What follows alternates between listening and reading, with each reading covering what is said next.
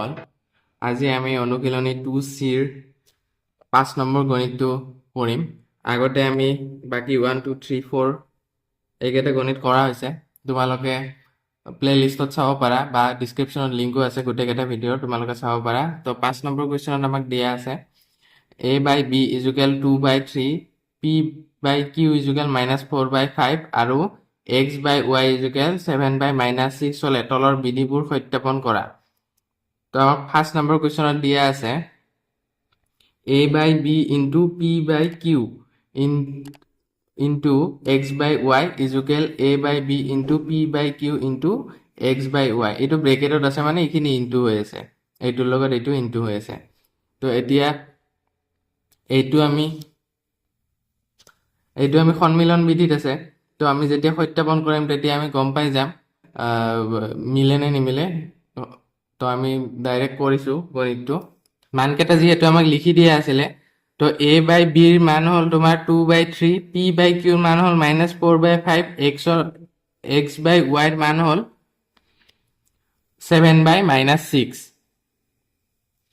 তো এতিয়া আমি এই গণিতটো যেনেকৈ দি আছে মানবোৰ আমি বহাই লম ফাৰ্ষ্টতে সলিউশন a/b ৰ মান দিয়া আছে আমাৰ 2/3 into p/q ৰ মান দিয়া আছে p/q হল -4/5 আৰু x/y into x/y ৰ মান হল 7/-6 ফাৰ্ষ্টতে আমি লেফট সাইডৰ খিনি কৰিম তাৰ পিছত ৰাইট হ্যান্ড সাইডৰ কৰিম লেফট হ্যান্ড সাইড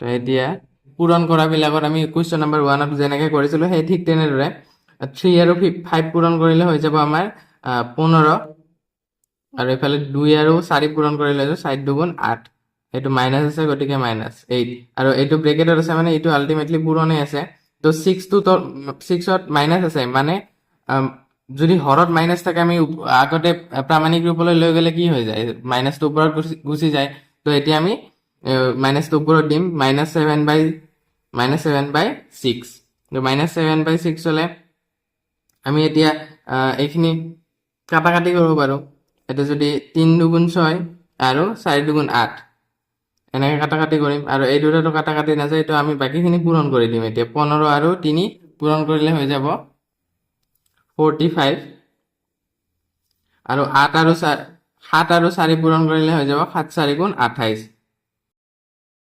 28 মাইনাসত হল তো এতিয়া আমি লেফট হ্যান্ড সাইডৰ মানটো উলিয়ালো এতিয়া আমি ৰাইট হ্যান্ড সাইডৰ মানটো উলিয়াম রাইট হ্যান্ড সাইডত দিয়া আছে right hand side = a/b into p/q into x/y তো এইখিনি আমি লিখি লৈছো আগতটোত লিখি লবা তোমালোকে মই লিখি নিদিলো আৰু এইখিনি ৰাইট হ্যান্ড সাইডত লিখি দিলো তো এতিয়া আমি a/b ৰ মান বহাই দিম a/b ৰ মান আছে তোমাৰ 2/3 into p/q ৰ মান আছে -4/5 into x আৰু y ৰ মান হল তোমাৰ 7/-6 তো এতিয়া 2/3 থাকিলে into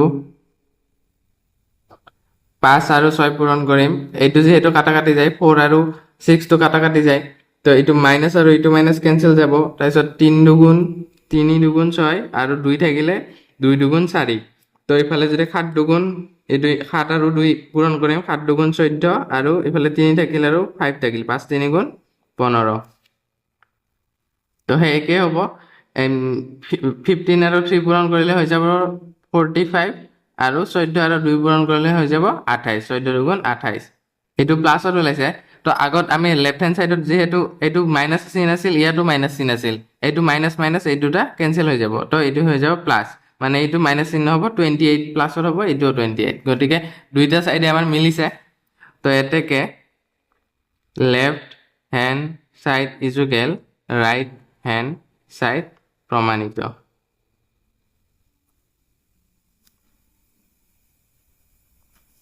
এতিয়া আমি 2 নম্বৰ কোৱেশ্চনটোলৈ আগবাঢ়িছো 2 নম্বৰ কোৱেশ্চনত দিয়া আছে a/b bracket p/q plus x/y = a/b into p/q plus a/b into x/y তো এতিয়া আমি এই লেফট হ্যান্ড সাইডটো ফাৰ্ষ্টতে লৈ লম solution left hand side = a/b p/q plus x/y। এতিয়া a/b মান লিখিম আমি। a/b মান কিমান দিয়া আছিল 2/3 আৰু এইফালে p/q ৰ মান দিয়া আছিল -4/5 প্লাছ x আৰু x/y ৰ মান দিয়া আছিল 7/-6। তো এইখিনি আমি কৰিলে 2/3 আৰু এইফালে তোমাৰ এইটো যিহেতু ব্ৰেকেট দিয়া আছে মানে এইটো কি হৈ যাব পূৰণ হৈ আছে, তো পূৰণ চিন দিলো আমি। এইটো ব্ৰেকেট আছে যিহেতু কি হৈ যাব পূৰণ আছে, তো পূৰণ চিন দিলো। এতিয়া এইখিনি আমি কি কৰিব লাগিব, এতিয়া লসাগু ল'ব লাগিল। তো লসাগু ল'লে ব্ৰেকেটতে ৰাখিছোঁ বা পূৰণ চিন নিদিবও পাৰি, তো ব্ৰেকেটত ৰাখিছোঁ ফাৰ্ষ্ট। তো ব্ৰেকেটত ৰাখিলে কি হৈ যাব, এইখিনি লসাগু হ'লে 6×5 = 30 আৰু এইফালে 5ৰে 30ক হৰণ কৰিলে হৈ যাব 6 আৰু 6×4 = 24। মাইনাছ চিন আছে গতিকে মাইনাছ, ইফালে হৈ যাব 5 7×5 = 35 প্লাছ দিলোঁ আৰু 35। কিন্তু এইটো 35 হ'ব, 35 ওলাইছে। কিন্তু যদি আমি ওপৰত এইটো প্ৰামাণিক ৰূপত লৈ যাওঁ তেতিয়াহ'লে আমাৰ -7 হয়। তো -7 হ'লে কি হৈ যাব, আমাৰ 35টো মাইনাছত হ'ব। তো ব্ৰেকেট দি পেলাই আমি -35 লিখিলোঁ 2/3। এতিয়া আমি প্লাছ মাইনাছ কৰিলে এতিয়া আমি ইনটু দি কিনে ডাইৰেক্ট কৰিব পাৰোঁ। এতিয়া 30 দিলোঁ তলত, এইখিনি আমি প্লাছ মাইনাছ কৰিলে কিমান হ'ব, এইটো মাইনাছত আছে, প্লাছে মাইনাছে মাইনাছ হৈ যাব আল্টিমেটলি, আৰু এইটোও মাইনাছ আছে মানে দুটাই মাইনাছত আছে। যদি আমি দুটা মাইনাছত থাকিলে আমি কি কৰিম, প্লাছ কৰিম। তো 5×4 = 9, 3×2 = 5, এইফালে মাইনাছ আছে, তো গতিকে এইটো চিনটো হৈ যাব মাইনাছ। এতিয়া আমি কাটাকাটি কৰিম। কাটাকাটি কিমানেৰে যাব, 2×1 = 2, 15 × 2 = 30, ইফালে 2 ল'লোঁ, ইফালে 15। তো এতিয়া আমি কি কৰিম, পূৰণ। এইফালে হৈ যাব 15, 3 × 45 আৰু এইফালে 59 আছে, 1 আছে, তো -59। তো এইখিনি আমাৰ লেফ্ট ছাইডৰ মান ওলাল তোমাৰ -59/45। তো এতিয়া আমি ৰাইট ছাইড কৰিম। Right hand side = a/b * p/q plus a/b * x/y। তো আমি ইনটু য'ত আছে আমি ইয়াতে প্লাছ ব্ৰেকেট দি দিলোঁ, ইনটু য'ত আছে ব্ৰেকেট দি দিছোঁ। তো ব্ৰেকেট দিলে এতিয়া আমি ওলাবৰ কাৰণে আমাৰ ইজি হ'ব। কেনেকৈ, a/b ৰ মান বহাই দিলোঁ। a/b ৰ মান কিমান আছে 2/3 * p/q ৰ মান আছে -4/5 ব্ৰেকেট প্লাছ এতিয়া a/b ৰ মান 2/3 আৰু ইফালে x/y ৰ মান হ'ল 7/-6। তো এতিয়া আমি কাটাকাটি যায় নেকি, এইখিনিত কাটাকাটি নাযায়, এইটো পূৰণ কৰি দিম ডাইৰেক্ট। 5 × 3 = 15 আৰু এইফালে 4 × 2 = 8, মাইনাছ চিন আছে গতিকে মাইনাছ, এইফালে প্লাছ চিন দিলোঁ। এই দুটা কাটাকাটি যায়, 2×1 = 2, 3 × 2 = 6। এইটো মাইনাছ আছে গতিকে মাইনাছটো কিন্তু ওপৰত উঠি যাব, প্ৰামাণিক ৰূপ আগতেও কৈছোঁ মই। এতেকে এতিয়া আমি কি হ'ব, 3 আৰু 3 পূৰণ কৰিলে হৈ যাব 3 × 3 = 9 আৰু এইফালে 1 আছে আৰু এইফালে 7 আছে। তো 7টো যিহেতু আমি প্ৰামাণিক ৰূপত নিলে কি হৈ যাব, মাইনাছত আছিল। তো মাইনাছত থাকিলে এতিয়া আমি 7টো ইয়াত মাইনাছ চিন হ'ব। এতিয়া আমি এই দুটা 15 আৰু 9ৰ লসাগু হৈ যাব তোমাৰ 45। আৰু আমি এতিয়া 15ৰে 45 হৰণ কৰিম। 15ক 45ৰে হৰণ কৰিলে কিমান পাম, 3। আৰু 3ক আমি 8ৰে পূৰণ কৰিম, 3×8 = 24। ইয়াত মাইনাছ আছে গতিকে মাইনাছ চিন, এইটো প্লাছ আৰু এইটো মাইনাছ, প্লাছে মাইনাছে মিলি কিনে কি হৈ যাব মাইনাছ চিন দিলোঁ। এতিয়া 9ৰে আমি 45ক হৰণ কৰিলে কিমান পাম, 5×9 = 45, 5 পাম। তো 5 পালে আমি 7ক পূৰণ কৰিম 5ৰে, 7×5 = 35 দিলোঁ। এতিয়া গতিকে দুটা সংখ্যা যিহেতু আমাৰ মাইনাছত আছে, তো মাইনাছত থাকিলে আমি কি কৰিম, প্লাছ কৰিম। তো 5 আৰু 4 প্লাছ কৰিলে কি হৈ যাব, 5×4 = 9 আৰু এইফালে তোমাৰ 2 আৰু 3 প্লাছ কৰিলে হৈ যাব 5। তো মাইনাছ চিন আছে গতিকে দুটাতে মাইনাছ আছে গতিকে মাইনাছ চিন হৈ যাব। তো এতিয়া কি হ'ল, আমাৰ দুটা লেফ্ট হেণ্ড চাইড আৰু ৰাইট হেণ্ড চাইড মিলি আছে নে নাই, দুটা সংখ্যা মিলিছে গতিকে আমাৰ অংকটো কি শুদ্ধ। তো আমি এতিয়া লিখি দিব পাৰোঁ এতেকে left hand side = right hand side. তো এনেকৈ আমি লিখি দিব পাৰোঁ। আশা কৰোঁ তোমালোকে 5 নম্বৰ কুৱেশ্যনটো ভালদৰে বুজি পাইছা। এতিয়া আমি 6 নম্বৰ কুৱেশ্যনলৈ আগবাঢ়িছোঁ। 6 নম্বৰ কুৱেশ্যনত দিয়া আছে খালী ঠাই পূৰ কৰা। তো খালি একদম ইজি, একদম একোৱে নাই, একদম পানী এইবিলাক কুৱেশ্যন তোমালোকে চল্ভ কৰিলে মানে কৰি দিলে তোমালোকে পাৰি যাবা। আৰু তোমালোকে যদি এতিয়াও লসাগু উলিয়াব নাজানা তো তোমালোকে আমাৰ স্পেচিয়েল ভিডিঅ' চাব পাৰা, ডেছক্ৰিপশ্যনত লিংক আছে। আৰু যদি তোমালোকে হৰণ কৰিব নাজানা এই ভগ্নাংশবিলাক, সেইটো আমাৰ স্পেচিয়েল ভিডিঅ' বনোৱা আছে, তোমালোকে চাব পাৰা। তো তোমালোকৰ কাৰণে বহুত সহজকে আমি কৰিবৰ কাৰণে ট্ৰাই কৰি আছোঁ যিমান পাৰোঁ। তো এতিয়া আমি 6 নম্বৰ কুৱেশ্যনটোলৈ আগবাঢ়িছোঁ। 6 নম্বৰ কুৱেশ্যনত দিয়া আছে 1 number question, 4/-4/9 into 8/11 equal 8/11 into, ইয়াত কি হ'ব? এতিয়া আমি যিহেতু মাজত ইজুকেল চিন আছে, তো এইটো আমি ইয়াত দিছে তোমাৰ 8/11, মানে 8/11 দিছে। যদি নেক্সটত এইটো খালী ঠাই পূৰ কৰিলেও আমাৰ কি হৈ যাব? -4/9 হৈ যাব।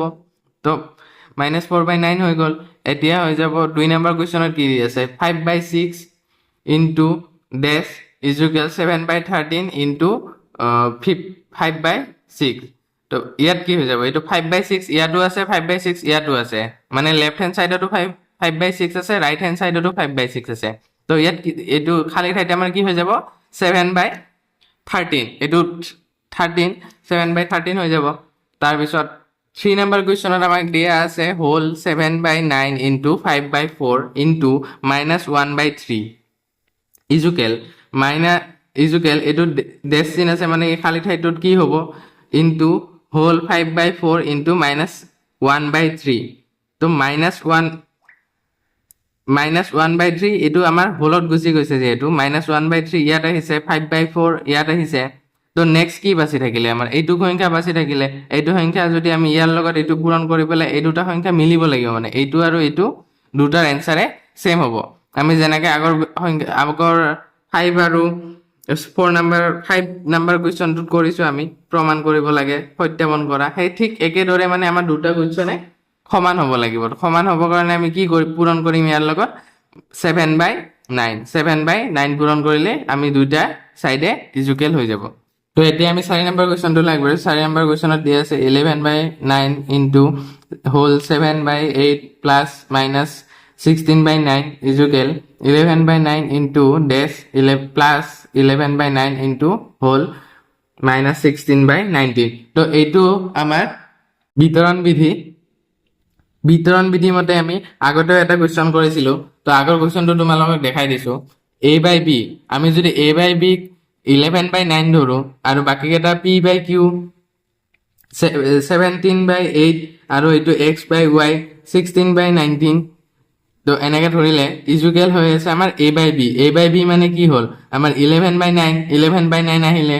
এতিয়া আমি ইনটু কি হৈ যাব? p/q কি ধৰিছিলোঁ? আমি p/q 17/8 ধৰিছিলোঁ। তো 17/8 হ'ল, ইয়াতে 17/8 হৈ গ'ল। এতিয়া নেক্সট কি হৈ যাব? আৰু সেই a/b হ'ব, এয়া a/b হৈছে। তো a/b কি হ'ল? 11/9। আৰু তাৰপিছত আমি আৰু এটা ইনটু কৰিব লাগে, কি কৰিব লাগে? x/y, এইটো x/y আছিল। তো x/y হৈ যাব -16/9, মানে এইটো তোমালোকে নিশ্চয় বুজি পালা। এতিয়া আমি 5 নম্বৰ কুৱেশ্যনটোলৈ আগবাঢ়িছোঁ। এতিয়া 5 নম্বৰ দিয়া আছে 1/5 ইনটু হোল -1/7 প্লাছ 1/13 ইজুকেল ডেছ ইনটু 1/7 প্লাছ 1/5 ইনটু 1/13। এতিয়া আমাৰ কি হয়? এইটো আগৰটোৰ দৰে ছেম হয় বিধিটো। তো যদি বিধিটো ছেম হৈ যায়, আমাৰ কি হৈ যাব? খালী ঠাইত 1/5 হৈ যাব। তো ইয়াত আমাৰ 1/5। তো সকলোৱে বুজি পালা চাগে? 1/5 হৈ গ'ল। এতিয়া এইটো 1/5 ইয়াত আছে, এইটো 1/5 হৈ গৈছে। মানে আগৰ সেই কুৱেশ্যনত যেনেকৈ তোমালোকক বুজাই দিছিলোঁ, a/b ধৰিলোঁ। ধৰা 1/5ক আমি a/b ধৰিলোঁ। তাৰপিছত p/q আমি -1/7 ধৰিলোঁ, আৰু x/y আমি 1/13 ধৰিলোঁ। এতিয়া যদি বিতৰণ বিধি মতে আমি চাওঁ, কি হৈ যায়? ইজুকেল হ'লে a/b আহি যাব। ইয়াত a/b দিলোঁ। a/b পিছত আমাৰ p/q হ'ব, p/q দিলোঁ। এয়া p/q আছে, এইটো ধৰি লৈছিলোঁ আমি p/q। এতিয়া এইটো আৰু a/b আহি যাব, প্লাছ a/b আহি গ'ল।